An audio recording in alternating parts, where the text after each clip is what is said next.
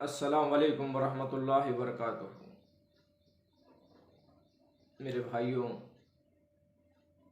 मेरे अज़ीज़ साथियों, देखिए हमारा हाल आज मुसलमानों का अगर हम जायज़ा लेंगे, जब भी किसी से मुलाकात होती है, बात होती है और उनसे कहा जाता है कि बहुत हो गया, हमने बहुत ज़िंदगी गुजार ली अल्लाह की नाफरमानी में, नबी के तरीक़े छोड़ने में, अपनी नफसानी ख्वाहिशात को पूरा करने में और नाजायज़ तरीक़े से माल कमाने में, नाजायज़ चीज़ों को देखने में, नाजायज़ चीज़ों को सुनने में, अब तो अल्लाह की तरफ रुजू कर लें, अब तो अल्लाह की तरफ आ जाएं। तो हर किसी का सवाल यही होता है कि अल्लाह ताला से उम्मीद है कि अल्लाह ताला हमारे गुनाहों को माफ़ करेगा, हमारे ख़ताओं को दरगुजर फरमाएगा। और बेशक अल्लाह ही से उम्मीद है, अल्लाह के अलावा कौन है जो हमें माफ़ करेगा। हमें ही नहीं बल्कि तमाम इंसानों को हक़ का रास्ता बताने वाला भी अल्लाह ही। कौन है? न दुनिया में कोई है अल्लाह के सिवा, न आखिरत में कोई है अल्लाह के सिवा। लेकिन एक शेर याद आता है, न चल सका अगर मैं तेरे दीन पर, और रास्ता कहाँ से लाऊंगा। न चल सका अगर मैं तेरे दीन पर, और रास्ता कहाँ से लाऊंगा। कहूँगा किसका बंदा हूँ मैं, आपको दूसरा खुदा कहाँ से लाऊंगा। हशर के मैदान के अंदर अल्लाह के अलावा कोई नहीं है जो हमें माफ़ कर सके। लेकिन ये कैसी उम्मीद है, ये ऐसी कैसी उम्मीद है अल्लाह से कि हम नमाज नहीं पढ़ते। मुसलमानों का हाल देखें तो फ़र्ज़ नमाज की अहमियत फ़र्ज़ किफ़ाया से भी कम है। फ़र्ज़ किफ़ाया नमाज जनाजा, जब तक 3 सफ़ कंप्लीट नहीं होते नमाज नहीं पढ़ाते इमाम साहब। कहते हैं नहीं नहीं भाई 3 सफ़ का होना ज़रूरी है, 3 होना, 5 होना, 7 होना। लेकिन आज फ़र्ज़ नमाज़ों का ये हाल है, एक सफ़ पूरी नहीं होती और नमाज अदा होती है। ये कौन सी उम्मीद है अल्लाह से कि हदीसों में बात मिलती है कि सबसे पहले हशर के मैदान में नमाज का हिसाब होगा। आज मुसलमान नमाज छोड़कर, नबी का तरीक़ा छोड़कर ज़िंदगी गुजारता है और कहता है कि अल्लाह से उम्मीद है। कौन सी उम्मीद है? कुछ मुसलमान ऐसे हैं कि जुमा को नमाज़ पढ़ते हैं, अगर उन्हें रोका जाए कि भाई आज क्यों नमाज़ पढ़ रहे हो तुम, तो डांट डपट करते हैं, गुस्से में आ जाते हैं, कहते हैं कैसी बात कर रहे हो, आज जुमा है, नमाज़ पढ़ना पड़ता। क्यों भाई? क्योंकि बड़ों से सुनते आए कि जुमा के दिन अगर नमाज नहीं पढ़े 3 जुमा तो इस्लाम से खारिज हो जाते, इस्लाम से निकल जाते। ये बात बड़ों से सुनते आए, इसलिए अपने आप को इस्लाम में रहने के लिए, मुसलमानों में रहने के लिए आप नमाज पढ़ते हैं। क्या आपने ये हदीस नहीं सुनी? क्या आपने कुरान का ये हुक्म नहीं सुना कि मुसलमानों पर 5 वक्त की नमाज फ़र्ज़ है? 5 वक्त की नमाज फ़र्ज़ है। जुमा का भी ये हाल है कि ख़ुद पढ़ाने वाला 2 रकात नमाज पढ़ता है। सुन्नतों की कोई अहमियत नहीं है हमारे पास। आप सल्लल्लाहु अलैहि वसल्लम की सुन्नतों की कोई अहमियत नहीं है हमारे पास। क्या बनेगा उस कौम का जो अपने हबीब सल्लल्लाहु अलैहि वसल्लम, अपने लिए जिन्होंने कुर्बानियाँ दी, अपने लिए जिन्होंने पत्थर खाए, अपने लिए जिन लोगों ने अपने दर्दान मुबारक को शहीद किया, आप सल्लल्लाहु अलैहि वसल्लम ने, उनकी सुन्नतों की हमारे पास कोई अहमियत नहीं, बल्कि हम उसको हक़ारत समझते हैं। आप सल्लल्लाहु अलैहि वसल्लम की सुन्नत को अपनाने के लिए आज मुसलमान हक़ारत समझता है। निकाह के मामले में ले लीजिए, अपने से कम बड़ी उम्र की लड़की से निकाह करने को लोग हक़ारत समझते हैं, जबकि आप सल्लल्लाहु अलैहि वसल्लम का जो पहला निकाह हुआ था अम्मा खतीजा रज़ी अल्लाह अन्हा से, आपकी उम्र 24 साल थी, अम्मा खतीजा की उम्र 40 साल थी। सुन्नत है आप सल्लल्लाहु अलैहि वसल्लम। बेवा से निकाह करना, दूसरा निकाह करना, इन सारी चीज़ों को हक़ारत समझते हैं लोग। आज उम्मत का हाल ये है, जिना को शौक़ समझ कर करते हैं, जिना को गुनाह समझ कर नहीं करते हैं लोग। खुद माँ बाप सपोर्ट करते हैं कि भाई शादी हो गई, औरत नहीं रह रही तो क्या करेंगे, किसका नहीं जाएगा, क्या दूसरी शादी करेंगे, क्या दूसरी शादी को ऐब समझते हैं लोग। हमने कई मामले देखे कि दूसरा निकाह करने वाले को लोगों ने जिल्लत की नज़रों से देखा, दूसरा निकाह करने वालों को लोगों ने हकीर समझा,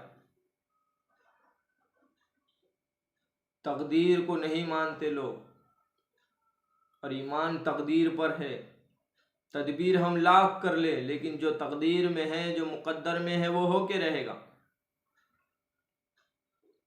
कौन सी उम्मीद है इसी हमारे अंदर। बचपन से सुनते आए हैं, जिनकी मुशाबत इख्तियार करोगे फैसला उनके साथ होगा, जिस तरीक़े से ज़िंदगी गुजारोगे उस तरीक़े से मौत आएगी और उसी तरीक़े से उठाया जाएगा।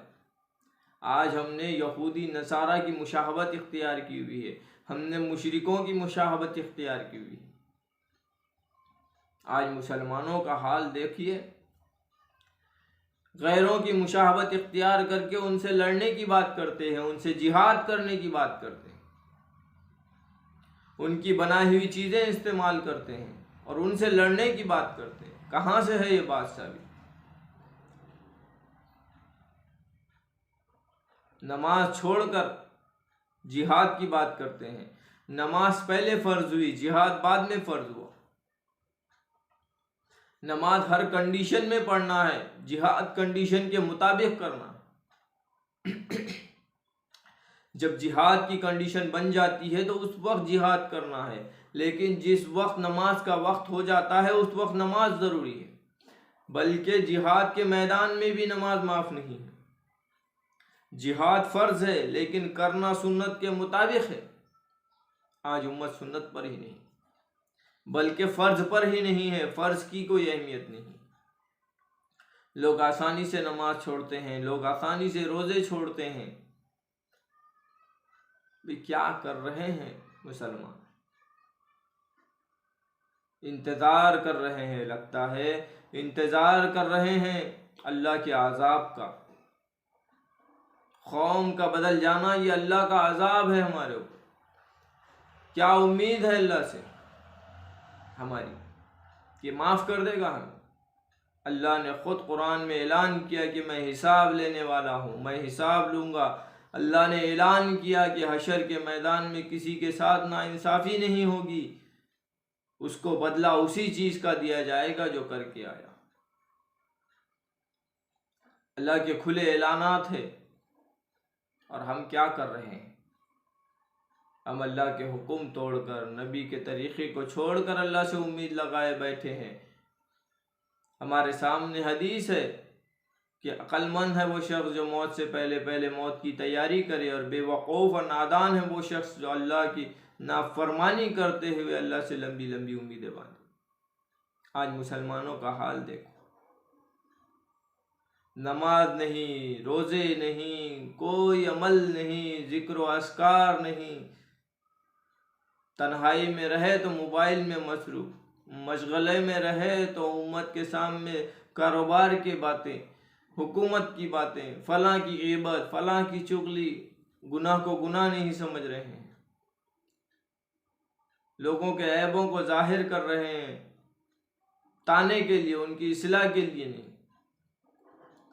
इस्लाह करनी होती तो उन्हीं पर ज़ाहिर करते, ताना देने के लिए। कोई आदमी अल्लाह के लिए कुछ बोलता है, कोई अल्लाह के लिए तरफ रुजू होता है तो उसे जलील किया जाता है, उसे रियाकारी का डर बताया जाता है। कौन सी उम्मीद लगाए बैठे हैं? अल्लाह हम सब को 5 वक्त नमाजी बना दे। अल्लाह ताला हमें आप सल्लल्लाहु अलैहि वसल्लम की सुन्नतों से मोहब्बत करने वाला बना दे। अल्लाह हमको अपने अहकाम और नबी पाक सल्लल्लाहु अलैहि वसल्लम के तरीक़े पे ज़िंदगी गुजारने वाला बना दे। और इसके बाद उम्मीद हो,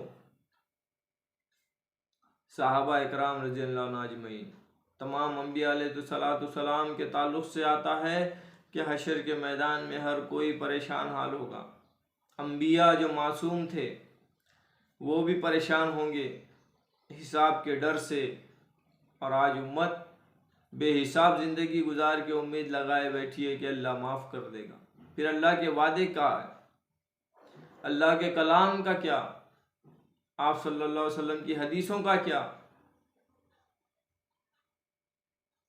अल्लाह ताला हम सबको दीन इस्लाम के मुआफिक ज़िंदगी गुजारने की और उस पर पूरा मुकम्मल अमल करने की तौफीक नसीब फरमाए, और हमें अल्लाह का खौफ और अल्लाह से उम्मीद, ये दोनों चीज़ें अता फरमाए, क्योंकि खौफ और उम्मीद के बीच में ईमान है। अल्लाह ताला हमारे ईमान की हिफाजत फरमाए, हमें ज़िंदगी ईमान पर गुजारने की और मौत भी ईमान पर, हमारा ख़ात्मा बिन खैर नसीब फरमाए। आमीन या रब्बल आलमीन।